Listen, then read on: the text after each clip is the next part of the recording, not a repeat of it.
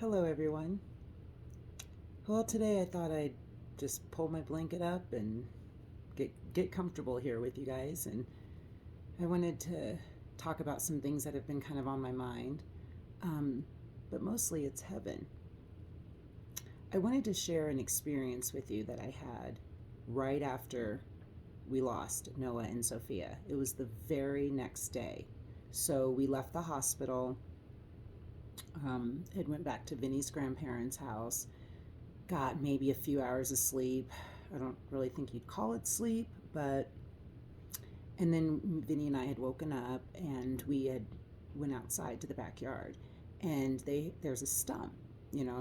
His grandmother lives in Monument, and it's a real wooded area, lots of land in the back, and trees and tree stumps. And this is October 17th, in the afternoon. Um, and it was pretty chilly. Monument had received snow, up there. So they had snow. There was some snow on the ground. But right on this stump were two butterflies. And that's the thing of butterflies for us. I have some butterfly tattoos that have our children's name on it, one on each arm. Um, and these two butterflies, they just plopped right on um, the stump. And we could hear, I guess I should say I heard. Vinny didn't hear, but I heard so clearly, like as if me and you were talking, I could hear Noah's voice very clear. And he said, "We're here, Mommy. We're here." He sounded so clear, so excited, so confident, so sure. He was just like, "We're here, Mommy. We're here." And as a Christian woman, I knew in my soul what he was saying, what he meant. And he even said, "It's Jesus, Mommy." He said, "We're here. It's Jesus, Mommy."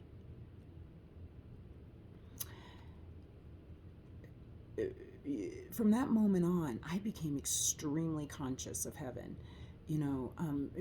It wasn't until I had to bury my children, until I went through something really horrific and horrendous with death, that I started thinking more about it and being more consciously thinking about heaven and wanting to dig deeper into it. And I found that myself, I was full of a lot of misconceptions about heaven. When I actually took the time to read the Bible, open up some scriptures, really ask the Lord to speak to me, speak to my soul in any way possible to help me understand this, I started getting a much clearer vision, a longing, and a desire for heaven that I've never ever had before. And I feel very, very led to talk about heaven this week.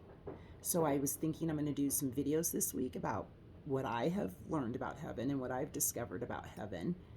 And I would love to hear from you, on any experiences that you have with heaven, or any thoughts, or maybe some misconceptions that maybe I might bring up that you're like, "Oh, hey, I was kind of thinking about that too," kind of a thing.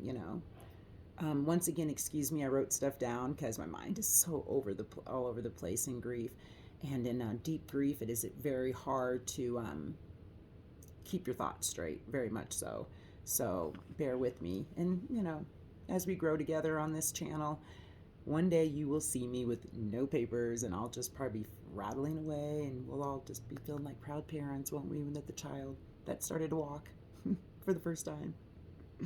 So, but I thought I'd just kind of mention that, we do think this is going to sound strange, okay? But I think one of the barriers that we have to maintaining an eternal perspective is that we got it pretty good in this life here.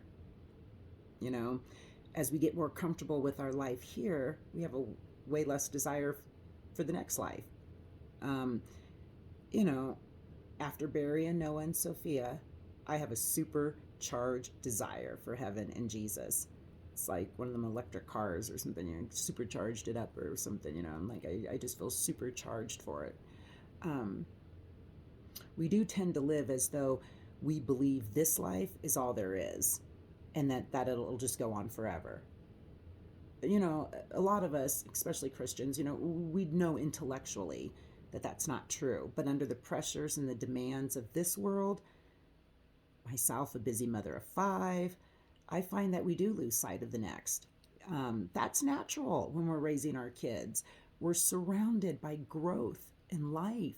We're in the throes of life, the throes of raising children. They're in elementary school, then middle school, then high school, and step and step and step. That's natural. Um, it wasn't until death came barging through my locked doors, that my whole world was shattered like an atomic bomb, and it just spread out for miles all around me. Um, I have three reasons, mostly that I think that are good reasons. I think to talk about heaven, to study about heaven. One is our misconception that they are crippling us. Okay, I just feel like our misconceptions of heaven are crippling us. Most of us, we carry around this distorted view and this fake thinking of heaven. We tend to believe that we can't really know that much about it. Certainly, okay, there are some things that we just aren't going to know and can't know until we get there, but the Bible provides far more about heaven than most of us realize. And the Bible's description of heaven is radically different than our Hollywood infused images. You know what I'm saying? That we all carry around in our minds. You know what I'm saying? Another misconception that we carry around is that heaven is this otherworldly experience, totally disconnected, totally different than anything we experience on this earth. We picture in our minds these spirits floating around, playing harps all day, or like the movie It's a Wonderful Life. By the way, that was my mother's favorite movie. So in that movie, you have to earn your wings. Or any other movie that you've seen. A lot of them I've seen that portray heaven. They have no buildings, no structures, no furniture. Heaven is filled with these little wispy clouds, and apparently colors aren't allowed there because everyone's wearing white. You know what I'm saying? And obviously in heaven, there's no fashion because everyone's wearing these loose-fitting robes. There's no belts, earrings, scarves, pants, vests in heaven. Heaven must have like this mega fog machine because everyone in the movies that I've seen, you don't see their feet. Their feet never touch the floor. So we like imagine the floor of heaven just must be covered in this fog, Um, I just think these plus other worldly portrayals of heaven, that's what can cause us to dismiss any serious consideration of heaven. And I was kind of thinking about a lot of those things, in the early parts of my grief.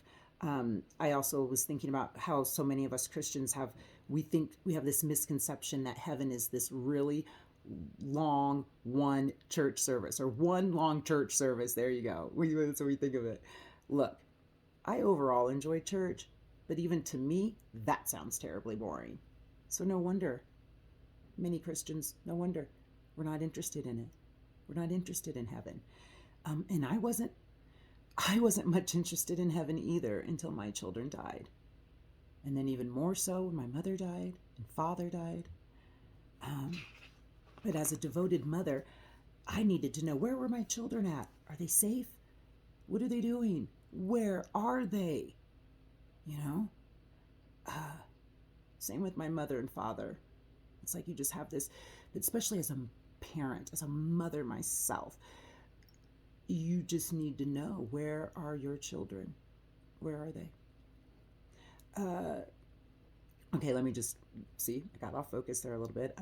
We tend to live with this very temporal perspective rather than an eternal one.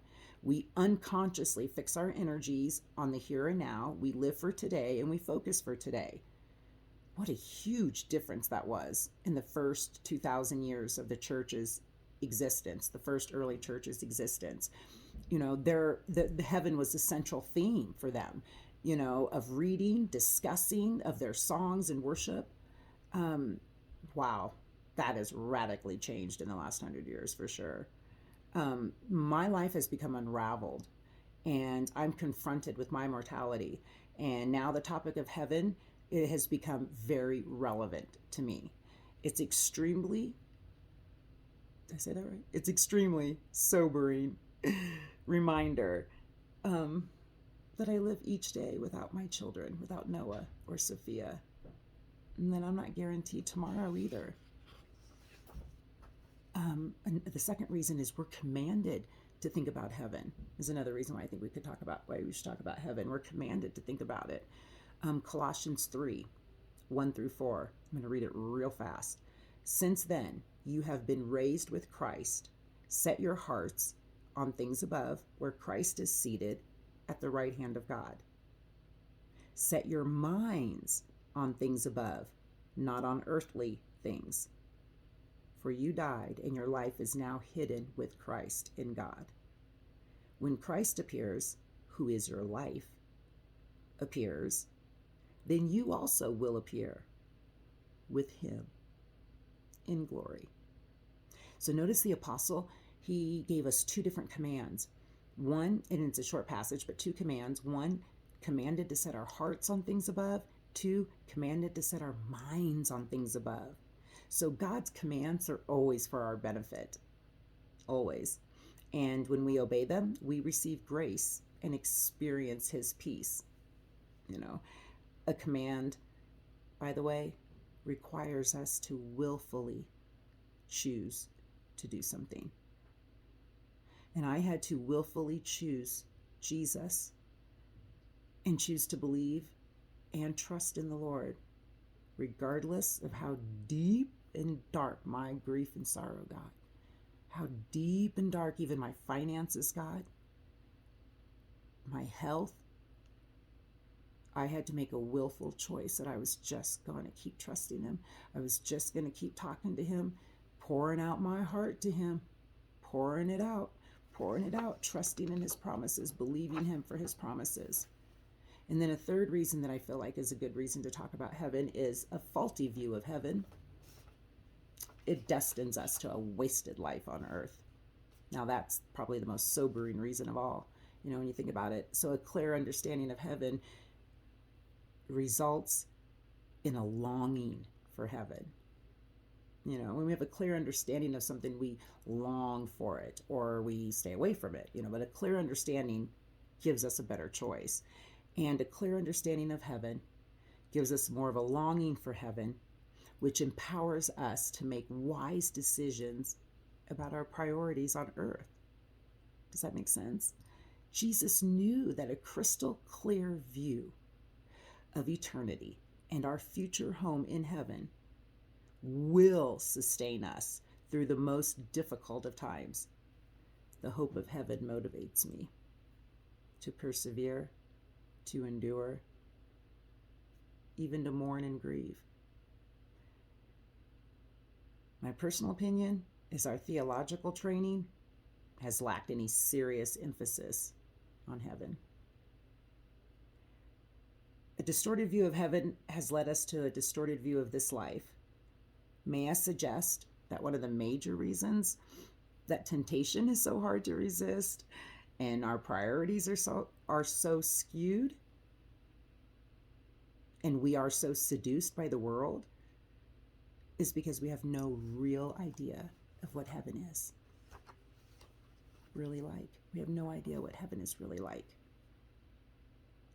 Understanding biblical truth about heaven has very real practical implications. So I want to invite you, friends, new people, new grievers, fellow grievers.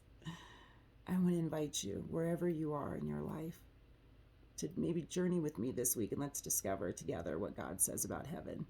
It'll change your perspective. It'll change your desires. It'll change your priorities. It'll change your life. And it has helped me and my grief and helped my grief be put into an eternal perspective, having a clear understanding of heaven. So I look forward to talking with you guys this week and hanging out, and I'm going to be learning some more things this week, so maybe my videos might change a little bit, add a little music, a little intro, a little writing, a little something. You know, seem like you see a lot of that going on these videos. But at the end of the day, I just want to talk to you. I just want to talk to you. Have a good day. God bless you, and I will see you later this week. All right. Goodbye.